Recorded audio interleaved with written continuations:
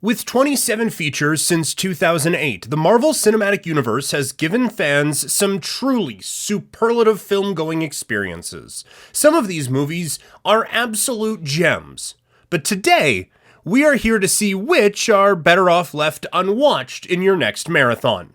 Marvel movies aren't perfect, and it's no surprise that the quality of the filmmaking, storytelling, and visual effects have taken a hit.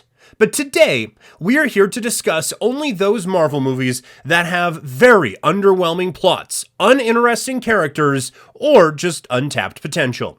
It's not like Marvel wants to cheapen out a good movie, but this has sort of become the norm with movies like Doctor Strange, Multiverse of Madness, and Thor: Love and Thunder. But, as it turns out, this isn't a new problem. There are some really bad Marvel movies, and in this video, we are going to be taking a look at why these movies fail. Let's jump into it. Thor: The Dark World. Alan Taylor's sequel to Thor, which incorporates story elements left over from the first Avengers movie, also is often put forward as the worst of the Thor movie trilogy. Even Chris Hemsworth himself has gone on record in an interview with GQ saying that he wasn't very fond of The Dark World. In theory, 2013's The Dark World has everything you could want. In practice, though, it's just not very fun. Chris Hemsworth is as charming as ever, and it's based in part on one of the greatest comic book runs of all time. It's got a Star Wars-style attack on Asgard by spaceships flown by dark elves. It has the rock monsters from Thor's very first comic appearance. Thor and Loki team up for revenge against the villain that killed their mom, climaxing in a fist fight in which Thor and Malekith are punching each other so hard that they land in other dimensions. Unfortunately, while all of that sounds good on paper, it's actually both super boring and generally confusing. Though by no means a film devoid of positive qualities, the character wouldn't truly find solo success with critics until Taika Waititi's very highly rated threequel, Thor Ragnarok, in 2017. Thor has always been a convoluted character for filmmakers to address. You can either get it right, or you can't. Thor: Love and Thunder is a testament to that. The Incredible Hulk.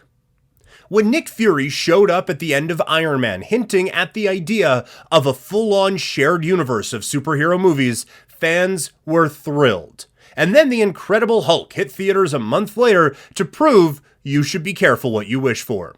It's not that the film is terrible, but it's something almost worse. Forgettable, which is a real shame when you consider that it does so much right. For one thing, if you're going to make a movie about a nerdy scientist with anger issues so powerful they could level a whole town, getting the guy who starred in Fight Club to play Bruce Banner is a pretty solid move.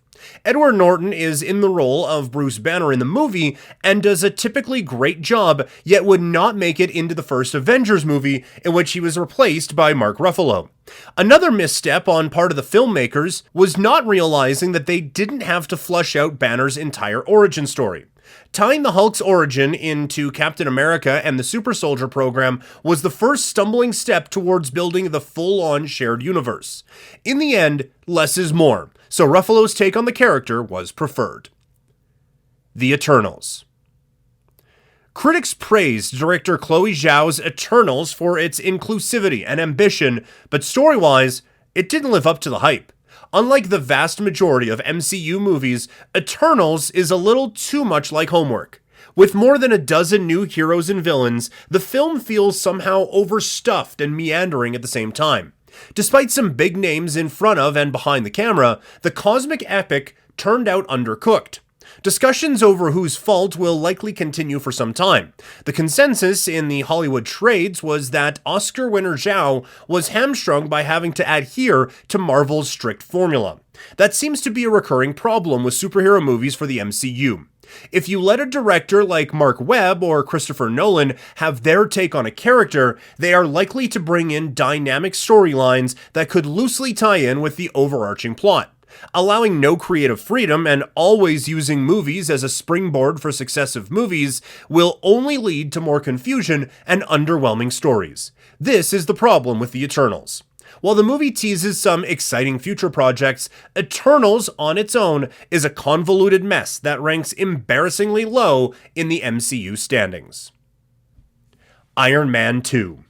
Jon Favreau's sequel to his hit MCU starring Iron Man movie was the usual letdown for excited fans who wanted something that would surpass the first installment and quickly developed a reputation as a bomb within the franchise despite that not being true.